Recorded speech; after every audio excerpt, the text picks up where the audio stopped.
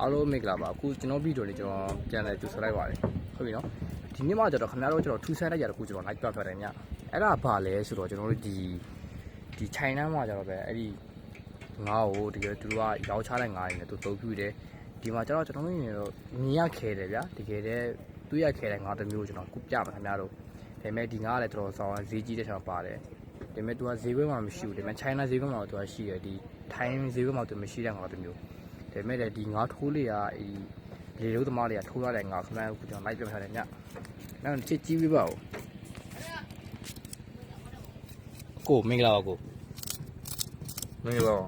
အခုနေနေအခုဒီကျွန်တော်ငါဘလူးလို့တစ်ချောင်းပြပါလားကျွန်တော်အဲ့ဒီကျွန်တော်ရဲ့ပရိသတ်တွေကျွန်တော်ပြစီချင်ပါဗျ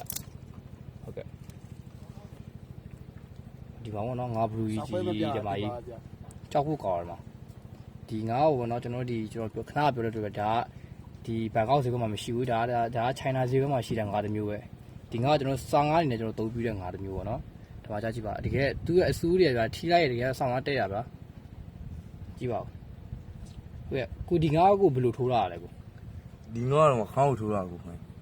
ဒီခေါင်းထိုးတာသူတို့ main နဲ့ထိုးတဲ့အရာရှိတယ်ဒီမှာပေါ့နော်သူ main နဲ့ထိုးတဲ့အရာရှိတယ်ဒီမှာကျတော့ကျွန်တော်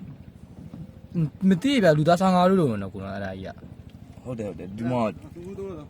ဒီငါစုတော်ထဲတာဟုတ်ကဲ့အားလုံးမြင်ကြတိုင်ပဲဗျာအခုဆိုတော့ဒီငါးကိုကျွန်တော် review လုပ်ပေးတဲ့အတွက်ဒီမှာကျတော့ဒီဖောင်ရဲ့တာဝခါပေါ့နော်ဟုတ်ကဲ့ကျွန်တော်ခုရောက်ရှိနေနေရတာငန်းဆိုပေမဲ့လည်းကျွန်တော်ရောင်းနေတာခုမှရက်ပိုင်လောက်ပဲရှိသေးတယ်ဗျာဒါနဲ့ကျွန်တော်ဒီ data အရာတော်တော်များကျွန်တော်လေးလာခဲ့ပြီးကျွန်တော်တော်တီးတော့ကျွန်တော်တီးနေပါပြီဆိုလူမျိုးတွေရဲ့အကြောင်းလေးရော